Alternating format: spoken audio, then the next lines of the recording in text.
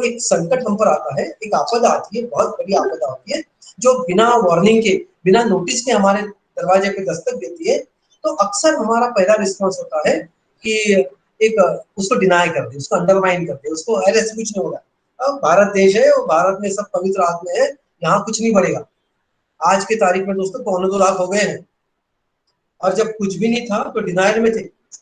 और फिर जैसे लॉकडाउन 2 शुरू हो गया, तो उसके बाद थोड़ा सा आता है एंगर। एंगर का मतलब है यार ये मेरे साथ क्यों हो रहा है, वाई मी, मेरा धंधा चौपट हो गया, 15 दिन से मैं बाहर नहीं निकला हूँ, कैसा होगा।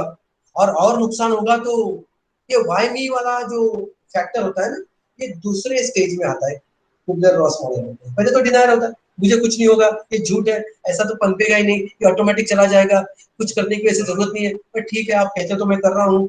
हम उसके सीरियसनेस को कम आते हैं, और जैसे थोड़ा सीरियसनेस हमारे दिमाग में जाने लग जाता है, तो एक थोड़ा सा विद्रोह, थोड़ा सा एंगर, वाई मी, ये मेरे साथ क्यों हो रहा है। और मेरा बिजनेस, जिन्होंने अभी किसी ने बिजनेस की शुरुआत कर दी, ब्यूटी पार्लर निकाल दिया, किसी ने होटल नया खोल दिया, किसी ने ट्रैवल एजेंसी अपनी नई चालू कर दी, और उसकी तो बेचारे की बची, क्योंकि अभी तो ये बिजनेस ही, वो उसका मुहूर्त ही ठीक नहीं था।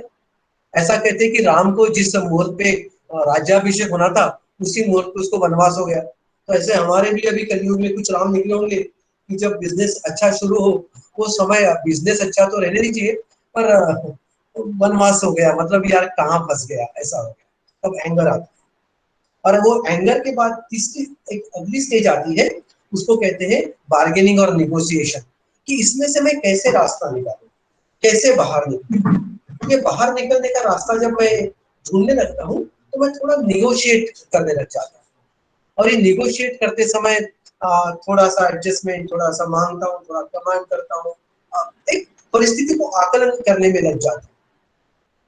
और कई बार क्यों अधिक बार ऐसा लगता है कि परिस्थिति मेरे हाथ से बाहर है। निगोशिएशन में मैं I am not at the advantageous position, मैं ऐसी परिस्थिति में, ऐसी जगह पे नहीं हूँ जहां से मैं ये कह सकूं कि मेरा फायदा हो सकता है। ऐसे समय में एक व्यक्ति को डिप्रेशन आने की संभावना बहुत ज्यादा संभावना, और आज के तारीख में ये डिप्रेशन की संभावना बढ़ रही है। तो मैंने कुबलर रॉस मॉडल के 4 स्टेज बता दिए। एक बताया मैंने पहला डिनायल, बाद में बताया एंगर, तीसरा बताया मैंने नेगोशिएशन या बार्गेनिंग, और चौथा बता दिया कि डिप्रेशन। पर ये डिप्रेशन में से जब हम आगे बढ़ते हैं, मॉडल कहता है जब हमारे पास एक्सेप्टेंस आ जाता है, तो हम परिस्थिति का मुकाबला करने के लिए समर्थ होते हैं। तो पहला जो डिनायल स्टेज है, उसमें बहुत ज्यादा डर और अज्ञान रहता है, और आखिरी जो स्टेज है एक्सेप्टेंस, उसमें बहुत ज्यादा श्रद्धा और आत्मनिर्भरता का एक क्या कहूँ, एक संकल्प होता है। तो ये बीच में जो 3 स्टेजेस है, एंगर, नेगोशिएशन या बार्गेनिंग और डिप्रेशन, यहाँ पे पैथोलॉजिकल घटना घटने की संभावना बड़ी रहती है। मतलब पैथोलॉजिकल का मतलब इसमें बीमारी हमारे मन में आ सकती है, जिसका परिणाम हमारे व्यवसाय में हो सकता है। आज हम व्यवसाय की चिंता करने बैठे हैं, और व्यवसाय जिंदगी के लिए या जिंदगी व्यवसाय के लिए, ये एक बेसिक प्रश्न आता है कि is my business for my life, और is my life for the business, और is the business a part of the life, a small part और a big part. Now this has to be defined. एक paradigm redefinition या shift करने का शायद समय। ऐसा कहते हैं कि optimist is a person who sees opportunity in every calamity. Optimist is a person who sees opportunity in every calamity, and pessimist is a person who sees calamity in every opportunity. अभी आज हम इसे calamity मान रहे हैं या opportunity मानते हैं, यही तय करेगा कि हम किस दिशा में चल पड़ेंगे। मैं आपके साथ बात तो करते रहूंगा, पर अगर आपके कोई प्रश्न है तो मुझे भेजते रहिए, और मैं प्रश्नों का भी उत्तर देना चाहूंगा। तो मैं ये बात रख रहा था अभी कि आज का समय है, आज हम उस मुकाम पे कगार पर आ गए हैं कि अभी हमें हमारा पैराडाइम शिफ्ट करने का वक्त आ गया है। बिजनेस में मैं, मेरा बिजनेस, मेरा प्रॉफिट, मेरा कंट्रीब्यूशन यहाँ तक था। अभी पैराडाइम शिफ्ट में क्या होगा, ये कोरोना ने हमें क्या पढ़ाने की कोशिश कर रहा है। कोरोना हमें ये पढ़ाने की कोशिश कर रहा है कि मैं जो है ये मैं को रिडिफाइन करना है। कल तक मैं अकेला था, आज मेरे रूम में जितने लोग बैठे हैं उसमें से किसी एक को भी कोरोना हो जाएगा तो मुझे कोरोना होगा। मतलब मैं अकेला सेफ नहीं रह सकता हूँ। जब तक मेरे सब अपने सेफ नहीं है तब तक मैं अकेला सेफ नहीं हो सकता हूँ। और बिजनेस में हमारा एक पैराडाइम था कि मैं तरक्की करूं और दूसरा किसी का तरक्की ना हो तो फिर भी। पर आज ऐसा नहीं है, कोई एक भी दुखी है तो हम सब संक्रमण से, कोरोना के माध्यम से बिजनेस में भी। आज मोदी जी कह रहे हैं आत्मनिर्भर हो जाओ, लोकल के बात कर रहे हो, focal on local, focus on local. ये आत्मनिर्भरता और फोकस ऑन लोकल क्या कंसेप्ट है? ये मैं को रिडिफाइन करने का कंसेप्ट है। पहले के जमाने में कहते थे, प्रार्थना करते थे तो भवतु सबका मंगलम, सबका भला हो, सर्वे सुखिनः सन्तु, सर्वे सन्तु निरामया, सर्वे भद्राणि पश्यन्तु मा कश्चित् दुःखभाग् भवेत्। मतलब कोई भी एक दुखी ना हो। हमारा ये कंसेप्ट अभी बिजनेस में आना जरूरी है।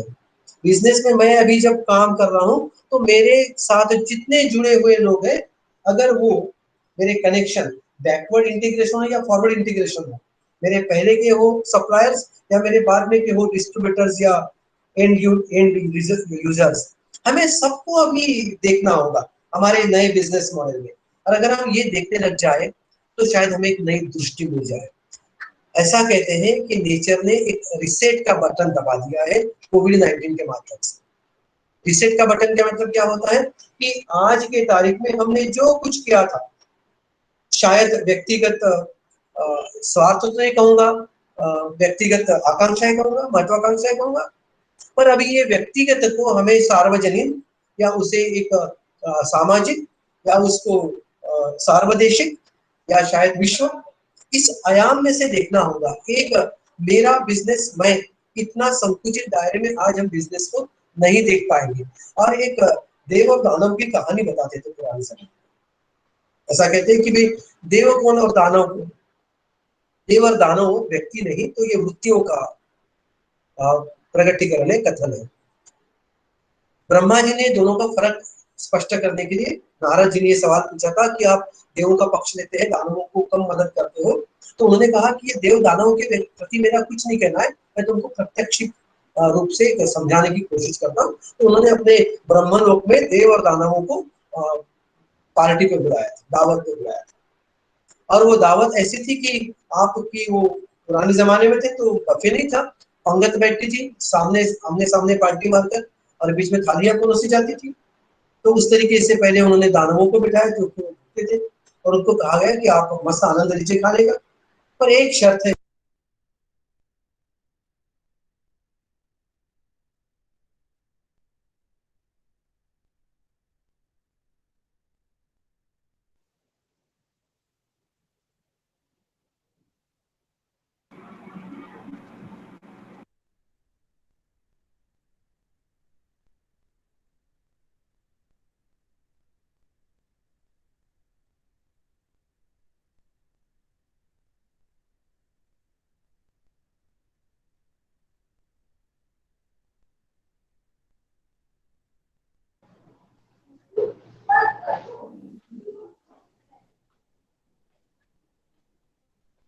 कैलाश जी आवाज नहीं आ रही है, सॉरी।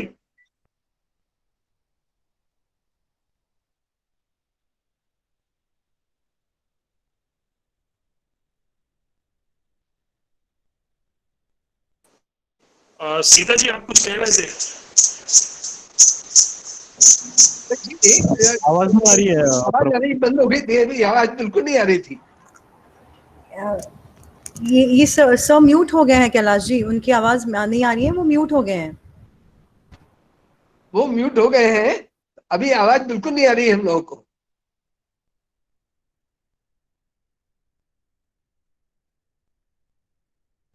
यस, मैं जो अभी रियलाइज हुआ कि सर का म्यूट बटन दब गया था। Now he will carry.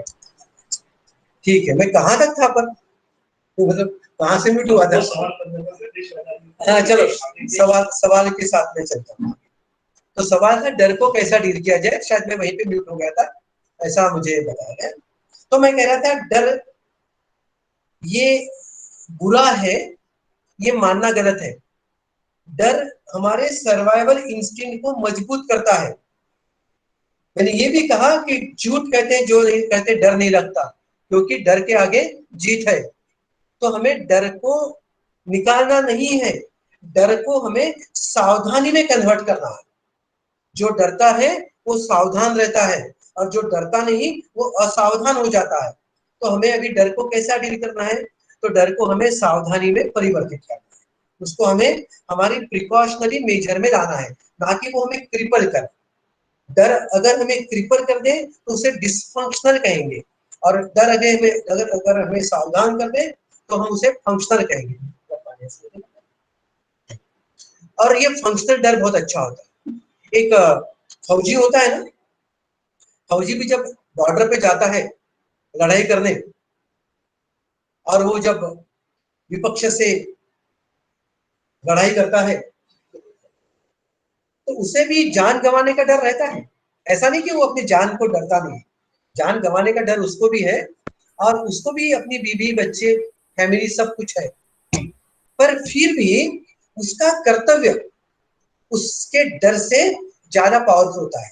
मतलब his duty to the nation is more powerful than the fear he carries, and courage is working in spite of fear, not without fear.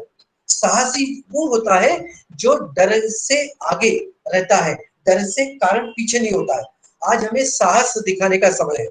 हम अगर डर को नष्ट कर दें तो हम शायद असावधान हो जाए, हम शायद बेफिक्र हो जाए।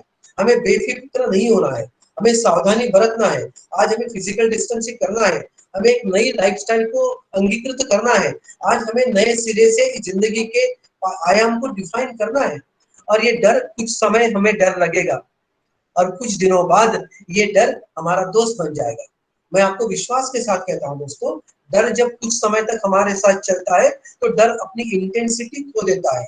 समय सबसे बड़ा इसके ऊपर उपचार है, और ये डर के साथ जिएंगे, डर के साथ रहेंगे, और डर अपने आप कम होगा। डर को कम करने के लिए हम जो करेंगे वो डर को बढ़ावा देगा। आप मेरी बात को समझ लीजिए, ये डर को कम करने के लिए हम जो करेंगे वो डर को बढ़ावा देगा। मैं एक उदाहरण के रूप में बता कि कोई आदमी अगर उसे कोई थ्रेट मिल गया तो उसको पुलिस ने सिक्योरिटी दे दी, उसका डर कम होगा। शायद उसको लगेगा मेरी सिक्योरिटी बढ़नी चाहिए, और फिर वो वाई जेड प्लस तक जाएगा। और जेड प्लस में रहने वाला व्यक्ति सबसे डरा होता है, मेरे से लिख लेना। जेड प्लस सिक्योरिटी के बाद वो व्यक्ति निर्भय नहीं होता है। अभी कुछ लोग उसको अपना स्टेटस सिंबल मानते हैं अपनी बात, पर वो व्यक्ति उतना ही डरा या शायद ज्यादा डरा होता है। डर तो अंदर से आता है, और डर शायद अंदर से ही जाएगा, और उसके लिए हमें उसके साथ रहना है।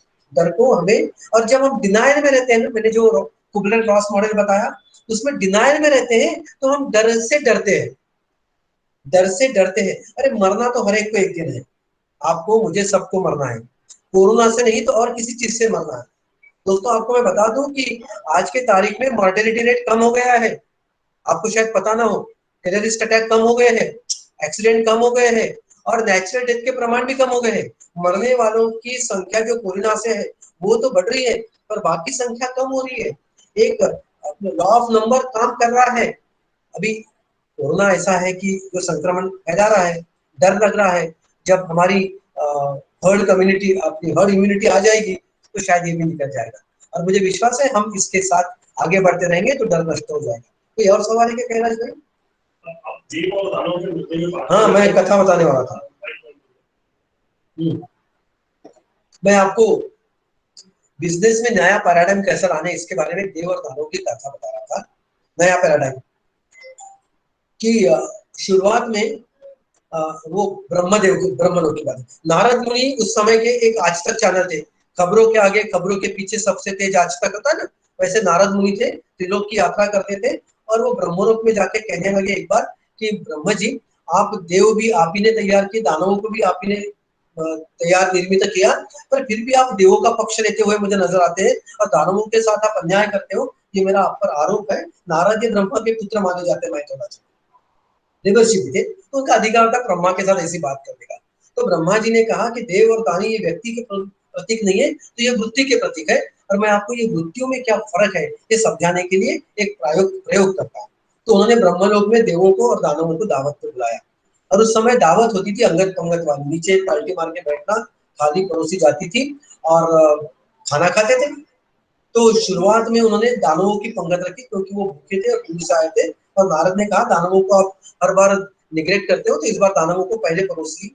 दानवों को खाना परोसा गया, और वो ब्रह्मलोक था तो वहाँ अप्सराएं थी खाना परोसने के लिए, और सुंदर सुंदर पकवान थे, व्यंजन थे, और खाना परोसे दिया गया। और ब्रह्मा जी ने उन्हें आह्वान किया कि चलो आप अभी खाने का आनंद लो, पर मेरी एक कंडीशन है। कंडीशन है कि ये जो आपका एल्बो है, आप ये एल्बो को बेंड नहीं करोगे। अभी एल्बो को बेंड नहीं करोगे तो दानव है, वो तो बेंड कर सकते हैं। जैसे भारत में कुछ लोग अगर बोले आप ये काम करो तो नहीं करते, दानववृत्ति दिखाते, उल्टा काम करते। तो इसलिए उन्होंने क्या किया, ये एल्बो में एक छोटा सा लकड़ी एक बांध दिया, ताकि अभी लकड़ी का पट्टा बांध देने से वो बेंड ही नहीं होता है। और अभी दानव को कहा खाइए आप, मस्त भरपेट खाना खाइए। दानव वो जो निवाला ने, और अभी ये तो मुड़े नहीं, कोहनी मुड़े नहीं आपकी, एल्बो जॉइंट मुड़े नहीं, तो फिर कोई उसको उछाल दे हवा में और विकेट कीपिंग करने लगा। किसी ने क्या क्या नहीं किया, ऊपर से छोड़ दिया, वो नाक में जाने लगा, आंखों में जाने लगा। कुछ लोगों ने जानवर जैसे वो थाली में ही मुंह डाल दिया। जो कुछ हुआ वो बहुत अच्छा आनंददायी खाना खाना का अनुभव नहीं था। नारद को बड़ा गुस्सा आया, कहते आप दानवों को ऐसी तरीके से ट्रीट नहीं करना चाहिए ब्रह्मा जी। ब्रह्मा जी आप यही तरीके से आप देवों को भी कंडीशन डालना, ये कोहनी उनकी भी बांध देना। तो ब्रह्मा ने कहा ठीक है, उनकी भी कोहनी बांधी जाएगी। अगली पंगत, अगली जो पंगत बैठी वो देवों की बैठी, और उसमें भी उनके भी एल्बो को बांध दिया गया।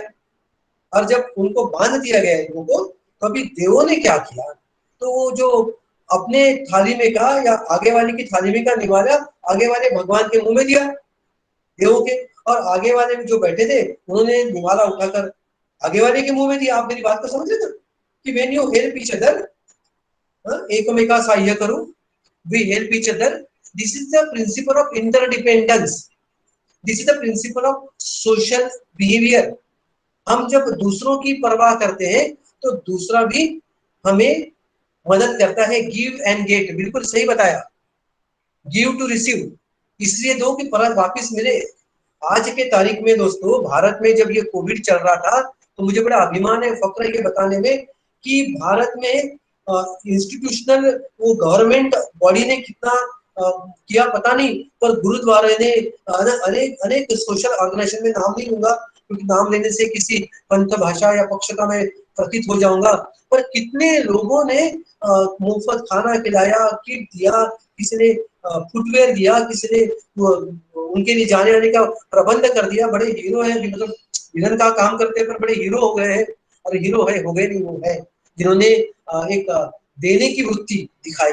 ये सब देव की वृत्तियां हैं, ईश्वरी वृत्तियां हैं, और कोविड ने आज हमारे भारत में इस ईश्वरी वृत्ति को प्रकट कर दिया है। और जब ईश्वरी वृत्ति हमारे में प्रकट होती है तो हमारा भय अनायासी मुक्त हो जाता है। जब मैं अकेला रहता हूँ तो मैं भयभीत होता हूँ, और जब मैं अपने समूह में रहता हूँ, सोसाइटी में रहता हूँ, जैसे आपकी एक संपर्क के माध्यम, संपर्क का नाम भी कितना अच्छा है, कनेक्शन, संपर्क में है, तो संपर्क के माध्यम से जब आप संपर्क में है तो ये जो कलेक्टिव विजडम और कलेक्टिव स्ट्रेंथ आती है, ये सोशल फैब्रिक है, ये सोसाइटी की नींव है, और ये सोसाइटी की नींव कोविड के कारण भारत में मजबूत थी, ये प्रकट हो रहा है, इसका मुझे बड़ा अभिमान है। आज दुनिया में सबसे अच्छे तरीके से अगर कोई इस कोविड संकट को डील कर रहा है तो मेरी नजर में वो भारत देश है। शायद मैं भारतवासी हूँ इसलिए अपनी ही डिंग हाँक रहा हूँ, ऐसा आप कह सकते हैं, पर मैं विश्वास के साथ कहता हूँ कि हमारी अंदर की अच्छाइयाँ प्रकट होने लगी है, और यही पॉजिटिव एस्पेक्ट ऑफ कोविड-19 है। आज निसर्ग, नेचर भी, पोल्यूशन कम हो रहा है, पानी साफ हो रहा है, जो गंगा मैया को साफ करने के लिए करोड़ों का बजट लगा दिया गया है, बिना बजट के गंगा मैया साफ हो रही है, बिना बजट के हमारा सब आसमान खुल रहा है, साफ दिख रहा है, धूल और वो फॉग और वो स्मोक सब कम हो रहा है।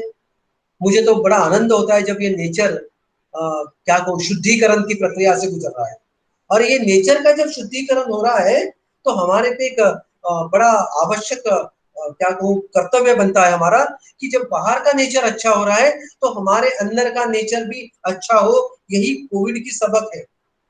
नेचर मतलब मेरा स्वभाव, प्रबोध का स्वभाव भी प्रबोध का नेचर है। तो बाहरी नेचर तो करवट ले रहा है, मेरे अंदर के नेचर को क्या मैं और जब मैं डरता हूँ तो मैं जुड़ता हूँ, मैं सामूहिक आदान प्रदान करने लग जाता हूँ। और आज के तारीख में दोस्तों बिजनेस में हमें कलेक्टिवली काम करना होगा, परस्परावलंबन सीखना होगा, इंटरडिपेंडेंस सीखना होगा, ट्रस्ट बढ़ाना होगा, और ट्रस्ट के साथ विश्वास, आदर, कम्युनिकेशन, संपर्क, ये सब कुछ करने वाला ऐसा मैं मानता हूँ। आज मुझे कैलाश जी ने यहाँ न्योता दिया शायद इसी के लिए, क्योंकि संपर्क एक बड़ा इफेक्टिव इंस्ट्रूमेंट और टूल है कि ये डर हमको से निकाल दे। कोई सवाल है कैलाश जी?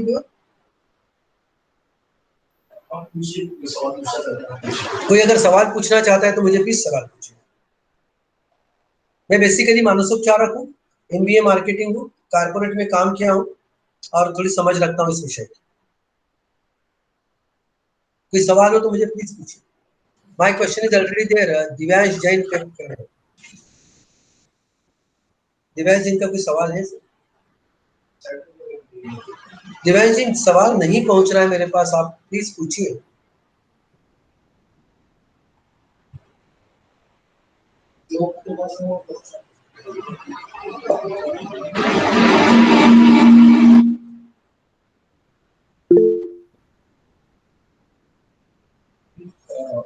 एक प्रश्न फाइनल कुछ पर्टिकुलर सेक्टर में, जैसे इवेंट्स, कैटरिंग, होटल, ग्रुप में लोग जमा होते थे या सोशल कार्य में लोग हैं, तो वो सेक्टर्स का भविष्य इस तरह के दौर से जा रहा है। हमारे बहुत सारे लोग उस सेक्टर्स हैं, उनकी आप क्या कहेंगे? तो उनसे थोड़ी बताया ट्रैवल टूरिज्म, होटल इंडस्ट्री, ये सलून, स्पा, मसाज, ये इसमें अभी, और जैसे कहा इवेंट में 50 से ऊपर।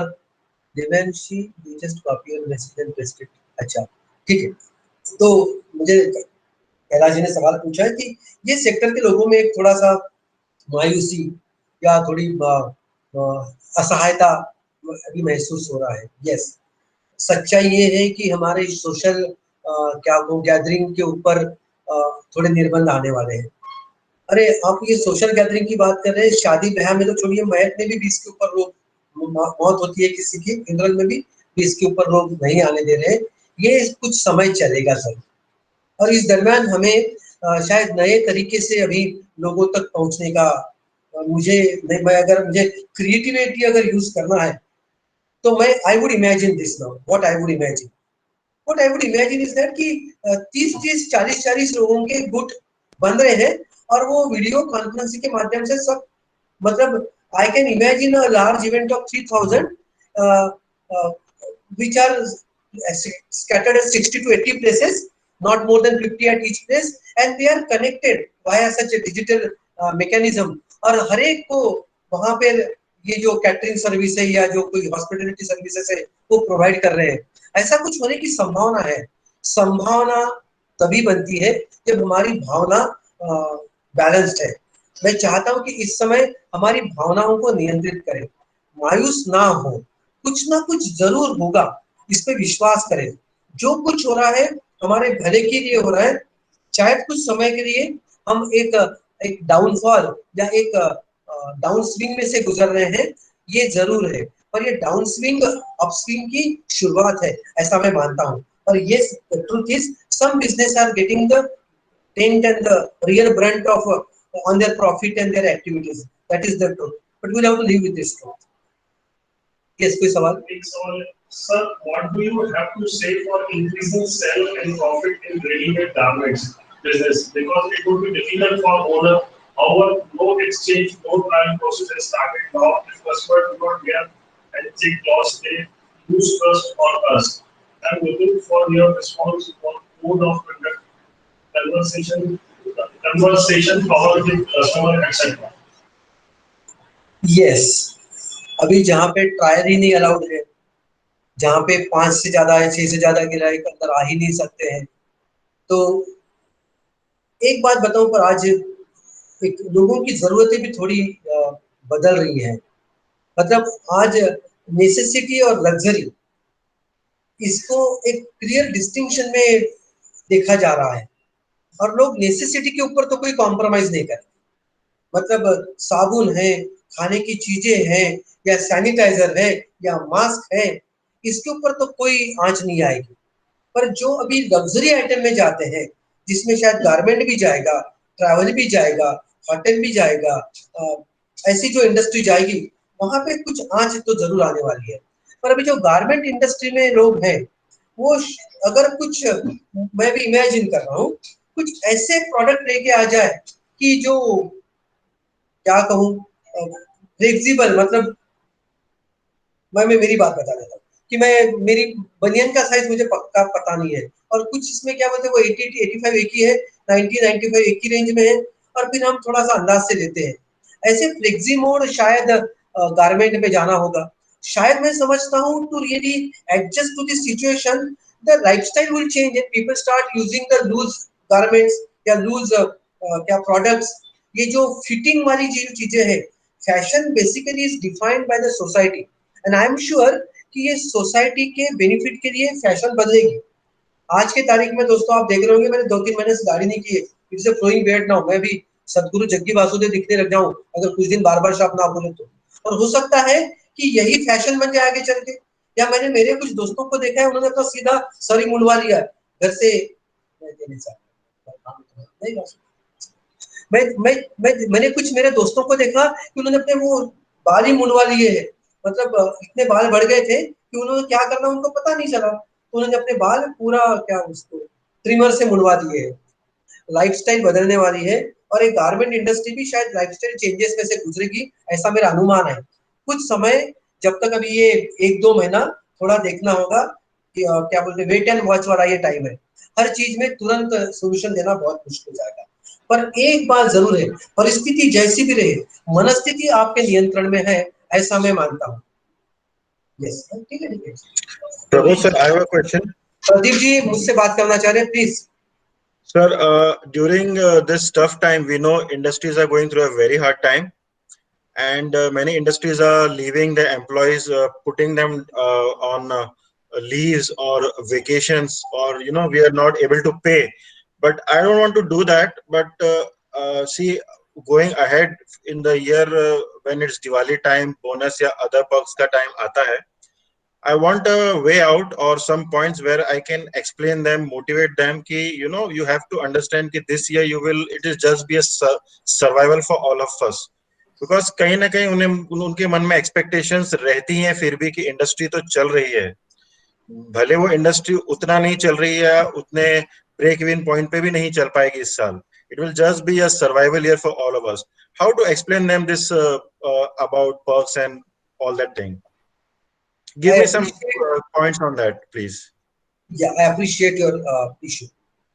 क्योंकि एक परसेप्शन होता है कि मालिक के पास तो बहुत पैसा है और वो उसने देते रहना चाहिए मुझे। और जैसा कि आपने सही कहा कि ये आज का समय सर्वाइवल का समय है, एक्सपेंशन, एक्सटेंशन, डाइवर्सिफिकेशन इसका समय नहीं है। अभी ये बात सच है, और आपका सवाल है कि ये मैसेज उन तक कैसा पहुंचे। इश्यू है ना, very good, one moment, thank you, God bless. Yes, आपका सवाल है कि उनको मैं ये कैसा कम्युनिकेट करूं। सर एब्सोल्युटली, सांप भी मर जाए लाठी भी ना टूटे, वो वाली some things like मैं that. आपका जवाब देने की कोशिश कर रहा हूँ। Sure. ये समय कैसा है, एक प्रार्थना मैंने सुनी थी। प्रार्थना कहते हैं, उसका आशय बताता हूँ। जीवने याव आदानम स्यात् प्रदानम ततोधिकम इत्येषा प्रार्थना अस्माकं भगवन् परिपूर्यताम्। मतलब इस जीवन में मेरा आदान और प्रदान चलते रहेगा, मैं किसी से लेते रहूंगा, मैं किसी को देते रहूंगा। आदान प्रदान ही सृष्टि का नियम है। पर ये प्रार्थना कहती है कि जब वक्त आएगा तो मेरा प्रदान अधिक हो, मतलब मैं अधिक दे पाऊं। मैं तो सूरज से रोशनी लेता हूँ, पृथ्वी से जल, मतलब जल और पृथ्वी को उपयोग करता हूँ, हवा लेता हूँ, उसका तो मैं बिल भी नहीं देता हूँ। पर अभी ये लोग जो मेरे साथ काम कर रहे हैं, इनका देने का समय मेरे को आ गया है, ऐसा मैं मानता हूँ। मतलब I imagine that if I have capacity and resources, I should pay them. If I have I should pay them. This is the time to give and restore faith in us, this is the time. पर जैसा कि आपने कहा कि आपकी भी हालात, मतलब हमारी भी हालात इतनी लिक्विडिटी ऐसी परमिट नहीं करती कि हम उनको दे पाए, तो ऐसे हालात में हम उनसे बात कैसे करें।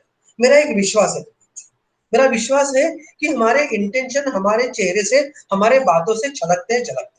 मतलब अगर मैं सच इंटेंशन से खुलकर बात करूं, ट्रांसपेरेंटली बात करूं, तो मेरी क्रेडिबिलिटी बढ़ती है। और मेरी क्रेडिबिलिटी जब बढ़ती है तो उन्हें परिणाम हो ना हो, दो चीजें होगी।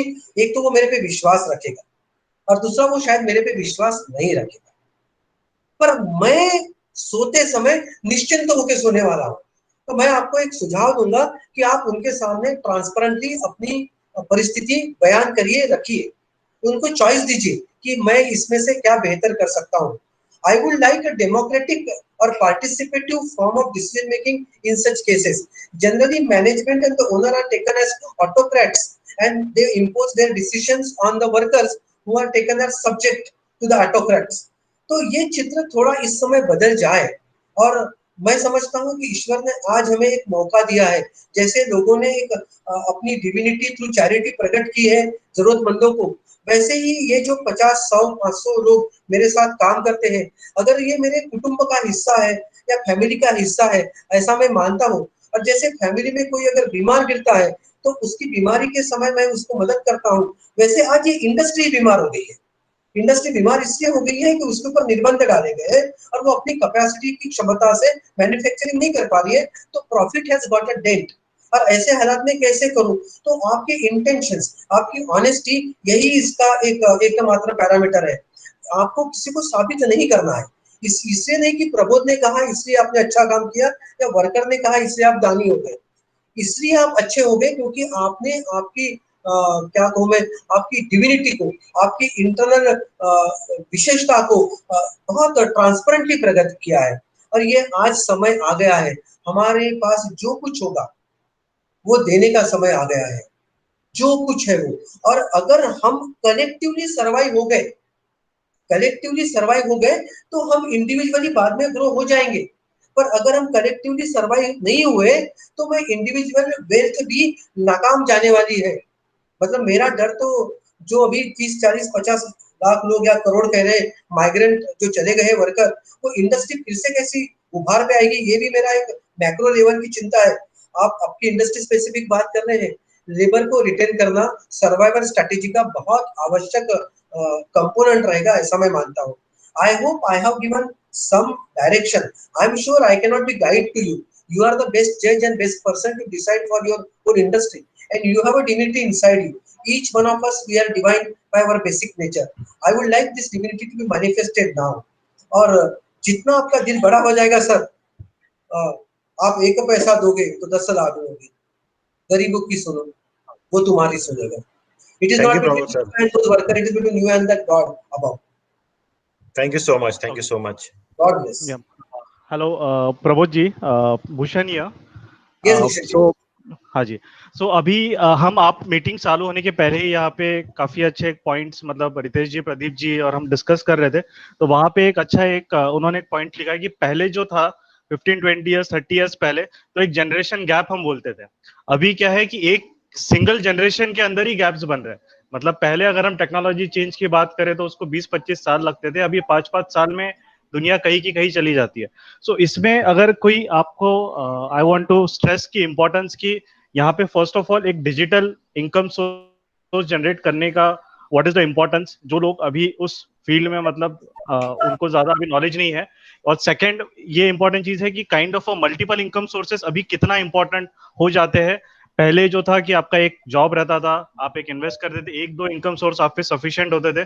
तो अभी क्या, जो भी एक अगर कोई बिजनेसमैन है या जॉब पर्सन है, तो should he kind of also try to explore new avenues, और अभी ज्यादा चैलेंजिंग उसके लिए हो सकता है ये चीज। यस, आपने जनरेशन गैप की बात की और बाद में सोर्स ऑफ इनकम उसको मल्टीपल रखा जाए ना रखा जाए, इसके ऊपर एक प्रश्न उठाया। आज का युग जो है बड़ा भौतिकतावादी था। हाँ, इसलिए कह रहा हूँ कि वो करवट ले रहा है क्योंकि भौतिक चीजें ही बदल रही है, उपभोक्ता भी बदलने वाला है। तो ये जमाना कॉम्पिटिटिव है, कंज्यूमरिस्टिक है, कंज्यूमरिज्म से ड्रिवन है, ये इंफॉर्मेशन टेक्नोलॉजी ड्रिवन है और ये ट्रांजिएंट है। यहाँ पे जनरेशन एक साल में बदलती है। मतलब हमारे जमाने में, मतलब मैं भी 60 का, वैसे मेरे जमाने की बात कर रहा हूँ कि generation used to be between the father and the son, और आज सिबलिंग में जनरेशन गैप है। एक टाइम था जब कंप्यूटर का नेक्स्ट वर्जन आने में 8-10 साल लग जाते थे, और आज तो एक साल में ही नए ऑपरेटिंग सिस्टम या मतलब टेक्निकल शब्द नहीं पता, पर नए जनरेशन आ रहे हैं टेक्नोलॉजी में। तो world has become transient now, but transient world has also become unstable. और ये ऐसे अनस्टेबल वर्ल्ड में आपने कहा कि वन सोर्स ऑफ इनकम कितना वाइज और प्रूडेंट स्ट्रेटेजी रहेगा। मुझे लगता है कि ये वर्ल्ड में हमें stakeholders, multiple stakeholders लाने होंगे एक ही जगह पे, और हमें भी मल्टीपल जगह पे स्टेक होल्डर होना पड़ेगा। मतलब I am trying to give a model of matrix कि मेरी मैं जो चला रहा हूँ, जिसका मैं करता धरता हूँ या गार्डनर हूँ या मालिक हूँ या जो कुछ हो उसका, मेरे इसमें मल्टीपल स्टेक होल्डर्स हो ताकि उनके भी स्टेक्स उसमें लगे रहे, और मेरे भी, मैं तो एक जगह तो मैं रीड रोल कर रहा हूँ, मैं ड्राइवर की सीट पे हूँ, पर अनेक जगह पे मेरे भी अपने स्टेक्स हो, ताकि वो कहते हैं ना कि diversification of your investment is a good strategy. तो your industry is your investment of your time, money, wealth, your intellect and everything. तो ऐसे समय एक इसमें डालना, जैसे आज के तारीख में हॉस्पिटैलिटी इंडस्ट्री और ये ट्रैवल एंड टूरिज्म इंडस्ट्री और ये कैटरिंग इंडस्ट्री, इसको बहुत बड़ा डेंट बैठ रहा है। और अगर किसी व्यक्ति ने इसी के ऊपर पूरे सपने देखे होंगे तो आज वो सपने बिखरने की संभावना बनती है। ये सच है, ये सच है। तो कोविड ने हमें ये भी समझा दिया है कि वो हमें मैट्रिक्स फॉर्म में सोचना होगा। मैट्रिक्स फॉर्म में मतलब I have one unit as a owner, but there are multiple stakeholders who are a part of, so they share my profit and loss, and I am also the shareholder or the stakeholder on the multiple things, though I am not driving it. I hope I am trying to respond to your query, though not very क्या कहूँ मैं scientifically but philosophically. No, no. Yes, yes, Prabhuji. Yes, thank you for the insights. It was very helpful. God bless, God bless, God bless. Shreya का question है, श्रेया सेठ, श्रेया नाथ, इससे कि business owners employees को fire कर रहे हैं, भाई आंकड़ा है कि 12 करोड़ लोगों की जॉब जाने वाली है, तो इनके ऊपर क्या साइकोलॉजिकल इम्पैक्ट होगा क्योंकि जिनको फायर किया जा रहा है उनके ऊपर? और ये बहुत अच्छा, this is a sociological issue now, this is a sociological issue. अगर if the crores of people are going to be laid off, जिनको you are going to get, they are going to get fired and become jobless, this is going to affect the social structure. मतलब एक बात जरूर है, भूख आदमी की, मतलब अन्न वस्त्र निवारा, फूड क्लोथ एंड शेल्टर, ये आदमी की 3 बेसिक जरूरत है। और ये जरूरत अगर उसकी पूरी नहीं होगी, अभी 1 करोड़ में से कुछ लोगों की ये जरूरत पूरी नहीं होगी, मैं सबकी तो नहीं कहूंगा, other some would be absorbed in some other industry, some would start their own entrepreneurial journey or self employment, some would get whatever, or some would just sit idle and somehow rest on their investment and survive for the, but there will be one small chunk, or maybe whatever be the proportion, one chunk which will be unemployed and one who needs money to survive or to exist. ये लोग क्या करेंगे? अगर ये आपका सवाल है, कहना चाहिए यही सवाल है आपका, तो ये सवाल सोशियोलॉजिकल पर्सपेक्टिव में जाता है, और ऐसे लोग समाज के विघातक कार्य कर सकते हैं, डिस्ट्रक्टिव वर्क कर सकते हैं, ऐसी सोशल साइकोलॉजी कहती है। अगर मतलब कैसे मुझे पीने के लिए पानी होना, और ये अगर पानी अच्छा पानी नहीं दिया मुझे, तो मैं कहीं का भी पानी पी लूंगा, और कहीं पर भी पानी नहीं दिखा तो मैं गटर का पानी पी लूंगा, जो मिले वो पानी पी लूंगा। वैसे ही अगर उसे लेजिटिमेट वे से नौकरी से तो निकाल दिया, दूसरा कोई मिल नहीं रहा, उसकी कोशिशें नाकामयाब हो रही है, वो सेल्फ एम्प्लॉयमेंट नहीं जनरेट कर पा रहा, किसी के साथ जुड़ नहीं पा रहा है, 2 महीने भूखे रह गया, अभी ये व्यक्ति एक समाज में न्यूसेंस बन सकता है। और यहीं पर गवर्नमेंट की शायद एक बिगर रोल है, यहाँ पे इंडस्ट्रियलिस्ट लोगों का रोल कम है। I would imagine government has to play a very important role to see that these people do not sit idle for long. और अगर उनको हम मुफ्त में खाना पीना दे देंगे और उनको कहेंगे आप चिंता मत करो, काम मत करो, खाते पीते रहो, तो दूसरा सोशल प्रॉब्लम हो जाएगा। मतलब either they will turn up to the robbery or some wrong things or some wrong immoral activity or criminal activity or whatever, or second अगर उनको फोकट में सब दे दिया तो they would become lazy and they would have the entitlement mentality, मतलब अभी मेरे को खाना पिलाना तुम्हारा जिम्मेदारी है, ऐसा वो गवर्नमेंट को कह सकते हैं। और this is a very big social issue. I am sure government is working on this, but industrialists will have to see that they lay off the least number, least is मतलब जितने return कर पाए उतना बेहतर है, क्योंकि ये जो बाहर जाएंगे तो समाज में कहीं ना कहीं तकलीफ करेंगे। और कोरोना ने साबित कर दिया है कि पहला बीमार कहाँ था पता नहीं भारत में, और आज भारत में 2.25 लाख बीमार है, संक्रमित है। वैसे ये जैसे कोरोना का संक्रमण है, वैसे कोई निगेटिविटी और कोई सोशल एविल का संक्रमण ना हो भारत में, ये इसके लिए हमें सबको अपने अपने तरीके से काम करना है। I hope I have responded to your question. Sir एक रीत रूपन की तरफ सवाल है, वो कह रही है कि इस सिचुएशन में कुछ स्पिरिचुअल इंसाइट देना चाहेंगे आप? देखिए, ये स्पिरिचुअल इंसाइट के लिए हुआ है सब। कोई कहता था 2020 में India will be spiritualised, and now I am sure it is going to get spiritualized. If you are not spiritual, you cannot survive in this. The materialism, the consumerism, the competition has brought us to the brink of devastation. आज हम बर्बाद होने के कगार पर है अगर हम कंज्यूमरिज्म नहीं छोड़ेंगे, हम कैपिटलिज्म नहीं छोड़ेंगे, हम कंपटीशन नहीं छोड़ेंगे। Today we cannot compete, we have to collaborate, connect, coordinate. We cannot compete and create conflict. Conflict तो तब आता है जब हम compete करते हैं, क्योंकि conflict arises out of the interests, and competition में I have interest in the same thing which other has, तो conflicting interest आ जाता है। और आज हमें आध्यात्मिक होना बहुत आवश्यक है। और आध्यात्मिक होना का मतलब ये नहीं कि हमें काम धाम छोड़ देना है। आध्यात्मिक होना का मतलब ये है कि मेरे में जो क्षमता है, अगर मैं अच्छा आर्टिस्ट हूँ तो अच्छा आर्ट वर्क करूँ, मैं अच्छा इंडस्ट्री चलाऊं। मेरे लिए नारायण मूर्ति सबसे अच्छे स्पिरिचुअल साइंटिस्ट है, और अध्यात्म का नाम लेने वाले बाबा रामदेव वो सबसे बड़े कारपोरेट हो गए हैं। तो मैं कारपोरेट वाले को स्पिरिचुअल देखता हूँ और स्पिरिचुअल वाले को कारपोरेट बनते हुए देखता हूँ। मिसाल तो भारत में ही है। और आज के तारीख में हमें स्पिरिचुअलिटी का स्पिरिचुअलिटी को पकड़ना होगा। मैंने ऐसा सुना है, आई एम नॉट श्योर, कि नारायण मूर्ति ने जो ईसॉप लाया था तो उनके ड्राइवर भी करोड़पति बन गए थे। ऐसे कारपोरेट अगर बन जाए तो ये स्पिरिचुअल कारपोरेट है।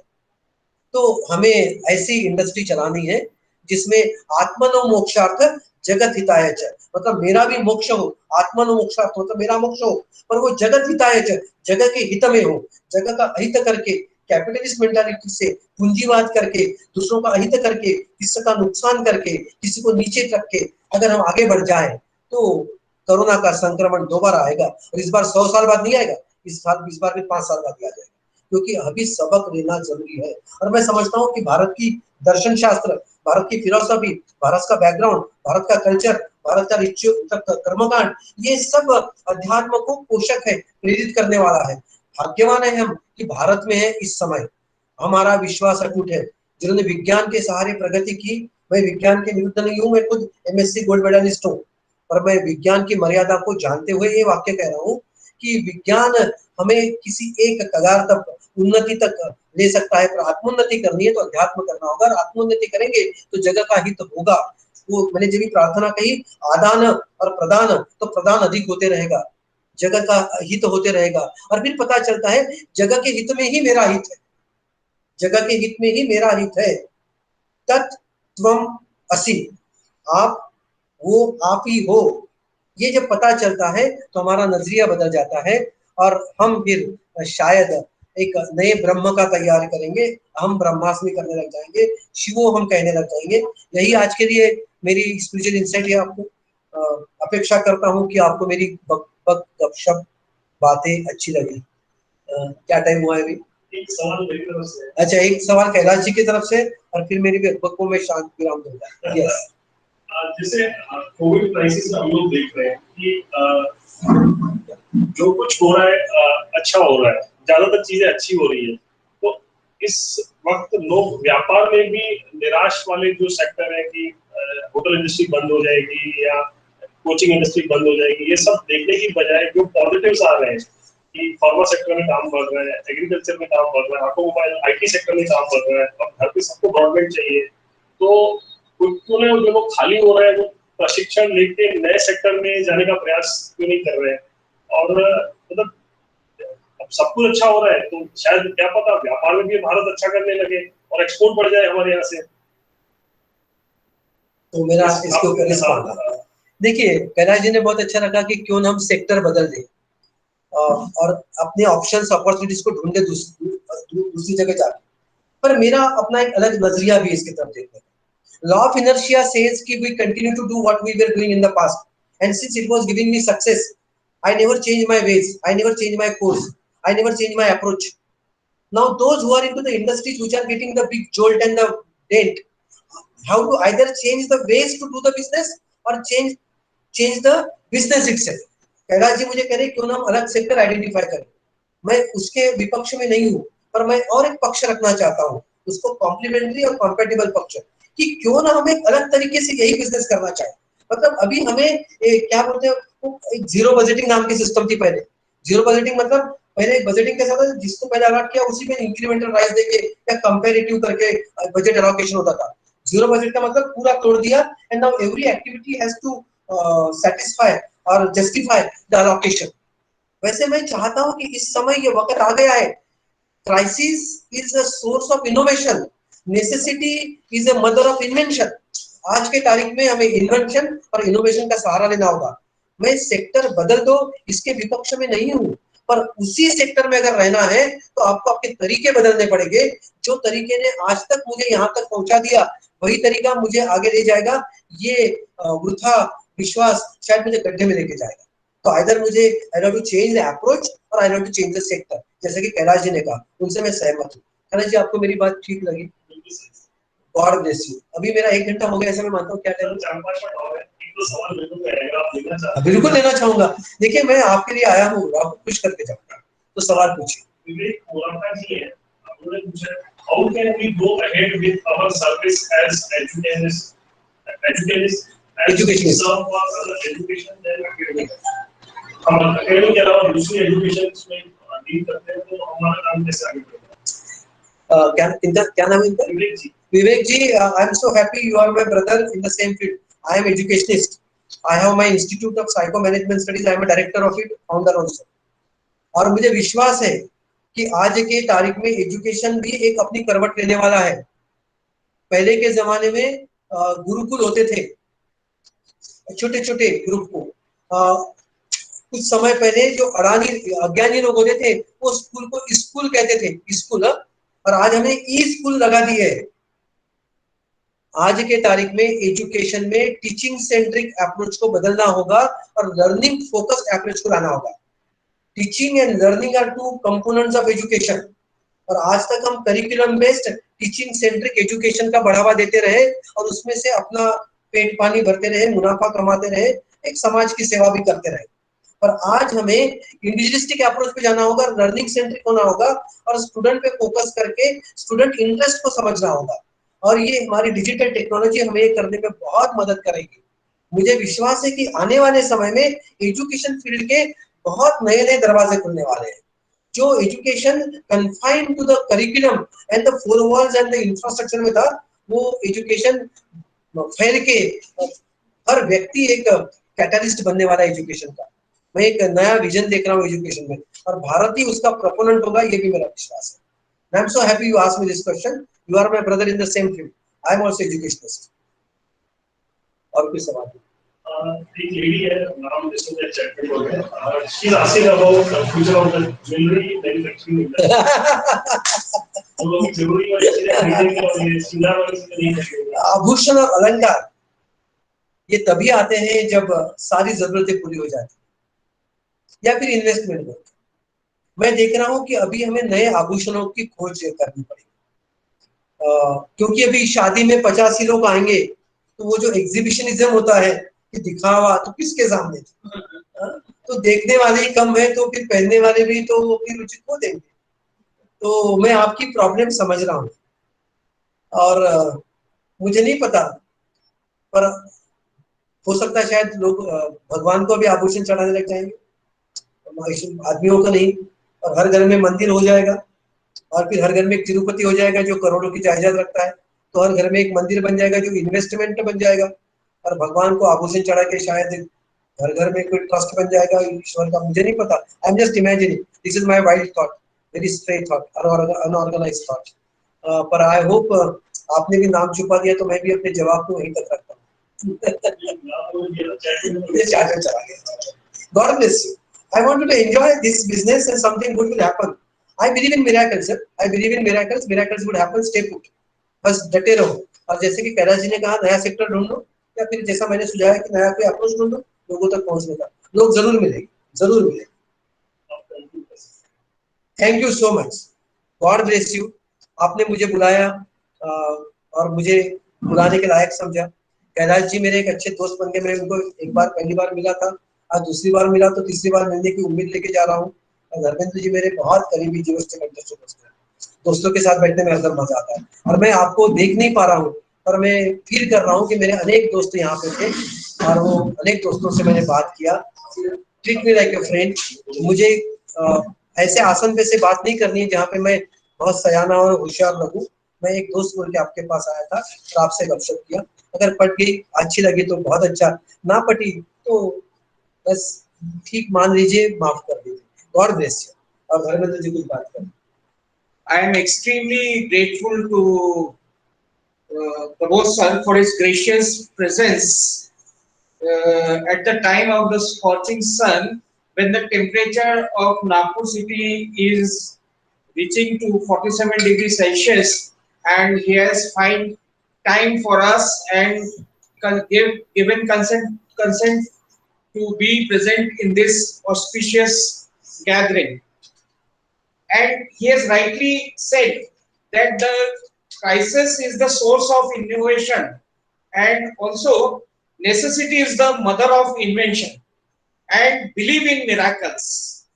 And I also personally feel that miracles happens, and the message that he has given to this forum or this sampark is to get connected, to be united and collaborate.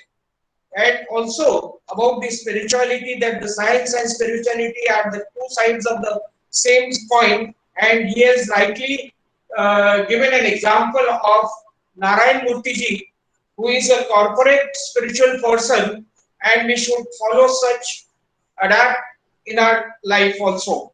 So I express my gratitude to Prabodh sir, who has given answers to most of your questions, and I think you shall be satisfied with him. And I am very much thankful for his enlightened speech, and also to all those who are present in this meeting: Sher Anand ji, Kamal Sitha sir, Narendra Bhai Jog, Ritesh ji, and Rahman Bhai, and many others, Bhushan Karathe ji, and I cannot name all, but also Reet Rupani ji. And it is a gathering. I see that nearly more than about 60 people are present, and Kailash Bhai is himself very much happy, and there is a smile on his face. He gave me a smile that the purpose for which he was thinking of inviting Dr. Prabodh sir has been fulfilled very much, and we shall be in touch with Dr. Prabodh sir, and whenever we are in help, and I feel that Prabodh sir has a very good team of counselors as well, because he is a founder president of Association of Counselors, and he has been his help has been taken by government of Maharashtra as well in last 2 months, and he is often coming to Akashwani and guiding us to the general public. So we shall definitely take the help of Dr. Prabodh sir, and I wish him good luck. Thanks to all the Sampark members, Sampark group, and also Kailash Bhai for taking this. Thank you all. Yes. यहाँ पर हम लोग session का and करते हैं. Thanks to all of you. Yes. Thank you, Kailash. Thank you. Okay. Okay, Kailash bhai. नहीं, थोड़ी हाँ, चलेगा. मुझे बिल्कुल 2 घंटे देना पता है मुझे, मैं पीता हूँ. पहले पूरी कसौट मेरा घाम को बेटा, मुझे पसीना बहुत आता है। हाँ नहीं बरोबर तेरा आवाज होता ना बेटा। सर वीडियो नहीं है, रिकॉर्डिंग नहीं है, ये है वीडियो रिकॉर्डिंग नहीं है। 3 घंटा आपके पास बहुत sir we can just go through certificate. क्या We want to have this in our office. मतलब हमको भी सभी lectures, meditation sessions office से करना है. So can you just brief me about whatever you purchase the Google Meet setup? चीज सुविध करके पैकेज है, चीज सुविध करके जाएगा अलग अलग पैकेज है, इसमें तो बेसिक पैकेज है, उसमें अभी कुछ समय तक गूगल पे फ्री जा रहा है, और वो का पैसे बेसिक पैकेज तो हमें की बात होगा वो है, जब तक मुझे इस तरह से चाहिए उसके बाद इस तरह से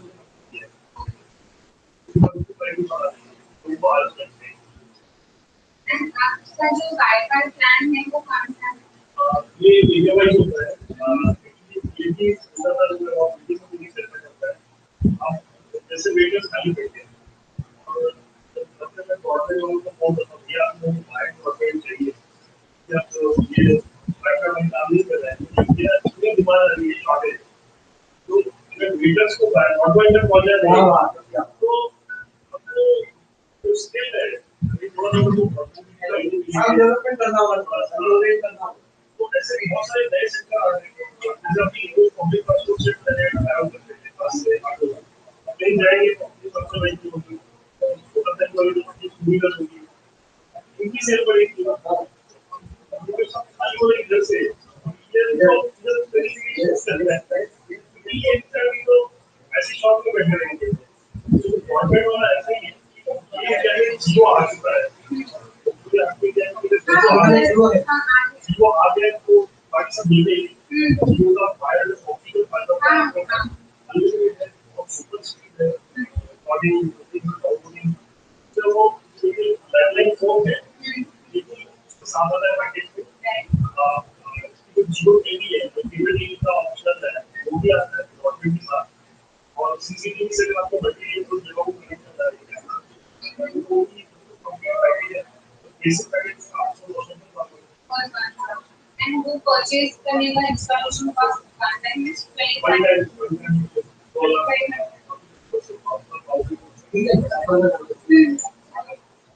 आपको अच्छा लगा तो ठीक लगेगा बहुत बढ़िया है और तो सिर्फ टेक्निकल वो टिप्स वो नहीं तो वो वीडियो भी कोई आता है मुझे भी समझ आया तो मैंने आपकी तो नेटवर्क से ट्रैक कर देखिए यूट्यूब पे तो उसको भी क्या कि आपका माइक बंद हो गया अच्छा बहुत डिसिप्लिन से वो चैट को भी डाल देते हैं तो वो लोग चैट को नहीं करते कुछ सेट हो तो बस परमिशन ले लेते हैं फिर वो माइक जरूर करते हैं तो अच्छा लगा कि सारा लोग का अजीब से समझ आता है मैं तो सोच रहा हूँ जाते हैं साथ में जाते हैं चलो निकला जाए आपको भी मदद करना है नहीं भाई आगे अभी यही मीटिंग चलेगा ये टेक्नोलॉजी 2-4 महीने हम भी यही कर रहे हैं फेसबुक का कर रहे हैं हम भी यही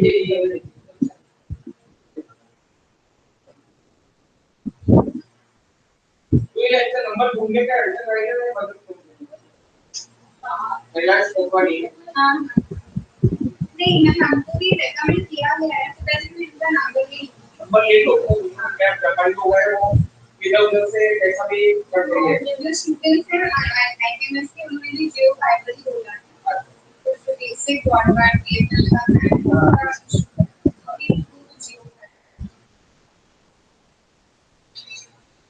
भाई भी सर थोड़ा टेक्नोलॉजी के मामले में कम हूं मैंने ऐसी लोगों की मदद की मैं ज्यादा पता नहीं कमा रहा क्योंकि ये जो नई जनरेशन है थोड़ा बहुत बड़ा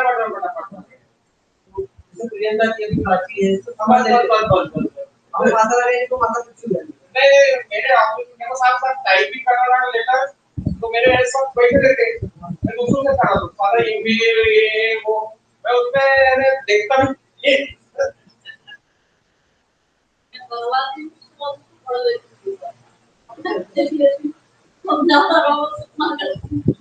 तो बेसिक कर दिया अभी ठीक रहेगा मेरे घर से सुनने के लिए आई थी आपको। तो घर पे मुझे अब कैसा है कि 2 दिन सैटरडे संडे थे, तो अभी कहीं जाने को मिल रहा था, तो एक लेक्चर तो अटेंड हो ही जाएगा। घर में बैठ के नहीं होता, मेरे तो मीटिंग में होती है, घर में बैठ के नहीं होता, दोनों पर दिखता ही है वो तो।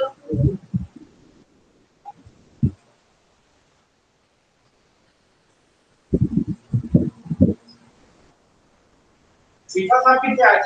हाँ देखा मैं, वो इंदिरा आवास के जो थे, आपने उनको लाया था मेरे पास, चक्रा पे काम करते थे। रुद्राक्ष का भी उनका बहुत नाम है। आपने लाए थे उनको मेरे यहाँ, मुझे याद है। करोड़पति है सब वो, मालूम है। बहुत इंदिरा आवास के जो डायरेक्टर होते हैं। और जैसे बोलते हैं ना किसी के ऊपर लक्ष्मी जी की कृपा रहती, उनके सब उनको उनका रुद्राक्ष लेने वाले लाखों रुपए में उनके रुद्राक्ष बिकते सब।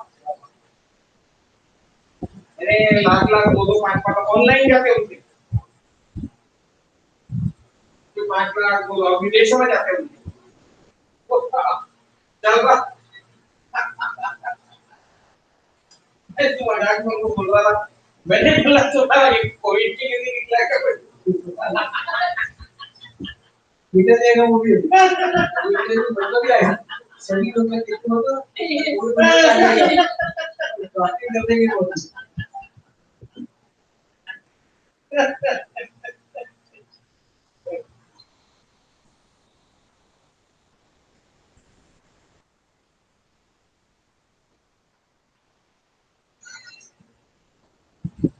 ये का ठीक है सर, एकदम है सर, कैलिफोर्निया में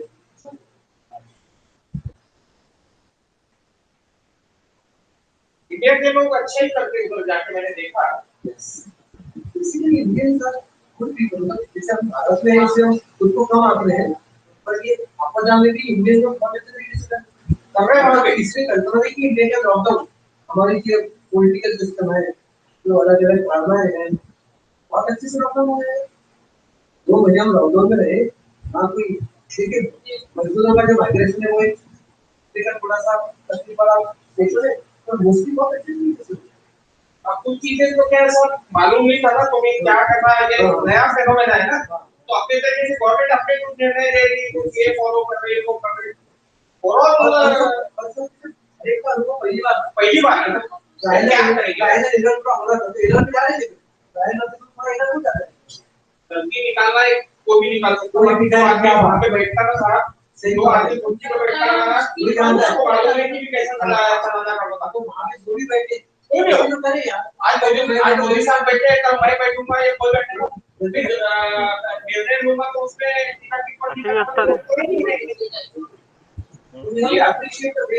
बस दैट इज हमने पॉजिटिवली देखा है। कोई भी गवर्नमेंट बैठो उसको उसके पीछे कितनी सरकार रहती है, आपके एडमिनिस्ट्रेशन हो ही नहीं छोटा सा एडमिनिस्ट्रेशन हो या बड़ा हो, बात एक ही है, हम फिर आके लोगों को एक ही रहती है।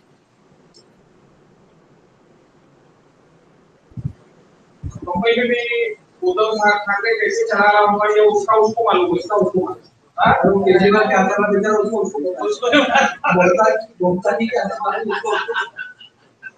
यहाँ प्रॉब्लम बहुत बड़ी है, दिल्ली में गवर्नमेंट में कलकत्ता में बहुत प्रॉब्लम। अरे सच्चे समझ को तूफान भी आ गया उसी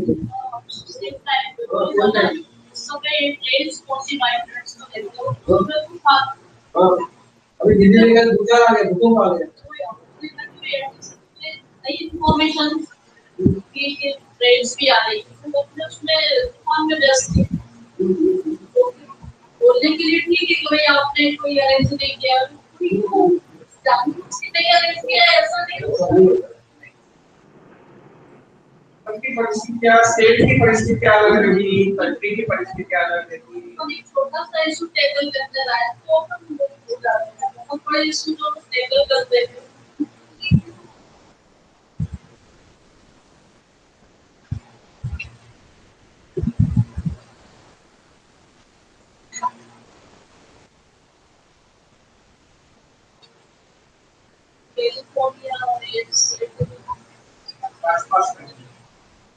कैलिफोर्निया और सिएटल पास में ये तो नहीं है तेरा गूगल बात आपका जाने का प्लान होगा सर? नहीं बिल्कुल नहीं, क्योंकि मेरी ड्यूटी बनने है से 3-4 साल अब हमारे कंपनी को भी मौजूद थी I can not leave alone 10 lakh के लिए फिर मुझे 5 बार डॉक्टर करने पड़ते।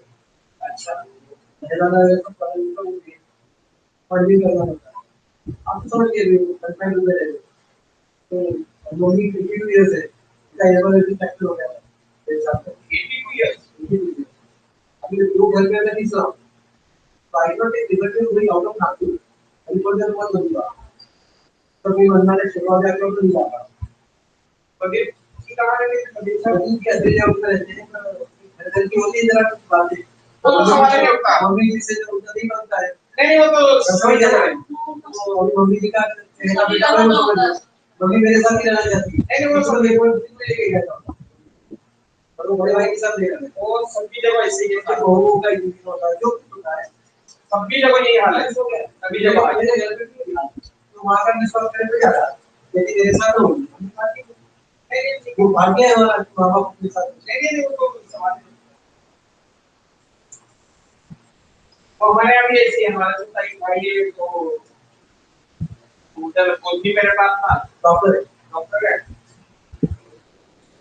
उधर वहाँ एडजस्ट नहीं होती कभी क्या लगभग 7 वर्ष से इधर ही है जाती है तो विजेता दीदी ना विजेता जो वो भी साइकोलॉजिकल प्रॉब्लम हो रही है हाँ ऐसा कुछ साइकोलॉजिकल प्रॉब्लम ऐसा कुछ विजेता दीदी है उनको काउंसलिंग की जरूरत है सब क्रेडिट है लेकिन वो आप तक पहुंचे तब ना ऐसा है कि जब तक कोई उनको वहां तक पहुंचाएगा नहीं मैंने बता दी नहीं पा कहते उनको बहुत तो ये कुछ बात नहीं देगा मुझे चाय ज्यादा देता ही अरे आप तो बोले वो नहीं है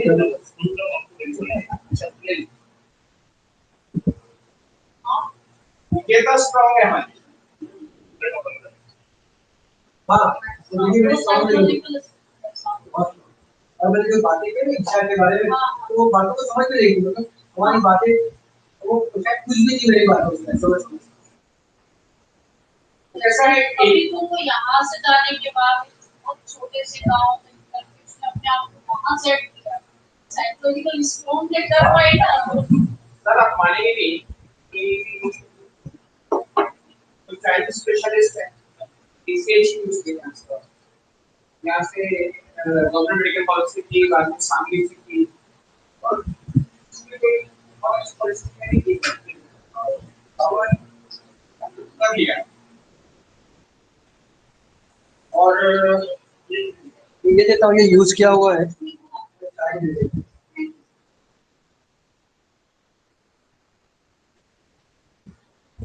उसकी क्या मैरिज की है सर हमने वो मेरी थर्ड सिस्टर तो अब समाज में नजर नहीं आ रहे थे कि भी कहाँ करना है तो मेरे ध्यान में आया कि मेरे वर्क लाइफ करता है सिविल इंजीनियर का लेकिन उस समय सर वो जॉब में नहीं था तो वो प्राइवेट में नहीं कर रहा था लेकिन मैंने एक चीज देखा कि वो चरित्र से अच्छा था तो इसको पहले अपन राइट इसको अपन वो किया जाए तो फर्स्ट इंस्टेंस में मेरे पिताजी ने भी बोला नहीं बोले को बात करनी है हालांकि उनकी रियल सिस्टर लेकिन मैंने इनिशिएटिव उसके अंदर लिया और पहले इंस्टेंस में हुआ करता तो बुआ ने भी पहले तो मना कर दिया लेकिन 4 महीने बाद घटनाक्रम ऐसे घटे कि वो लोग बस के आगे वो उन्होंने देखा कि लड़की है वो है ऐसा उसमें भी काफी देखना आया जो है लेकिन सब निपटते चले गए और मेरी जो बुआ है वो हमारे घर करके बहुत छोटा सा अरूपा प्लेस इन्हें आप समझ सकते हैं कि बुंदेलखंड जो एरिया है वहाँ पे इतना बैकवर्ड है कि मैं आपको बताऊँ ये कोई बुंदेलखंड की है तो गांव में लोग पूरे सब उसमें रहते हैं पर्दे वाले पर महिलाएं तो आप पूरे पर्दे ही डाल के इतना मतलब क्या बोल सकते हैं, गरीबी है और इतना कि नागपुर के जो तालुका पर तो उससे 100 साल आगे चल रहे हैं। नागपुर के वहाँ का जो तालुका है तो वहाँ पे मैरिज हमने किए। मैरिज करने के लिए बस सगाई करने के लिए जा रहे थे, तो जिस गाड़ी से हम लोग जा रहे थे, मैं मेरी गाड़ी, मेरे पिताजी भी थे, मेरी मदर के, मेरी माँ रोने लग गई। वो रास्ता देखते थे तो उसमें दो कुत्ते भिड़ते, तो बोले कहाँ फंसा दिए, बोले ये वो ऐसा वैसा। लेकिन मेरे पिताजी ने एक ही बात बोले कि बोले ये यहाँ पे बोले अपना नाम था और वो गई वहां पे। अब शहर से जाके एक छोटे से गांव में किसी की शादी हो गई। तो पहले तो ये प्राइवेट कंपनी में दामाद भी काम करते थे और फिर इसने कुछ दिन काम की, मतलब कुछ दिन शादी के बाद 2-4 महीने को कुछ की बाद में अभी इसको कैसा इंगेज करा रहा, तो फिर इसको वहाँ का जो रूरल हॉस्पिटल है, आजकल के ग्रामीण में लोग डॉक्टर जाने को देखते नहीं, तो वैसे जॉब वैसे मिल ही जाते, समझ सकते हैं इतना आसान डिफिकल्ट की गवर्नमेंट। अभी महाराष्ट्र में भी अगर आप डॉक्टर्स की जो पोस्ट है वैकेंसी ग्रामीण क्षेत्रों में खाली है, पब्लिक सेक्टर डॉक्टर मार्ग नहीं है, डॉक्टर पीएससी इधर उधर ग्रामीण रुग्णालय वहाँ उसको जॉब मिल गया। तो काम चालू किया, फिर वहाँ चालू की तो घर में भी भीड़ भाड़ ये वो, वहाँ पे लोग हो गई। फिर स्पेशलिस्ट मिलना तो बहुत बड़ी बात है। अच्छा, फिर वहाँ से उसकी छुट्टी थोड़ी 2-4 बार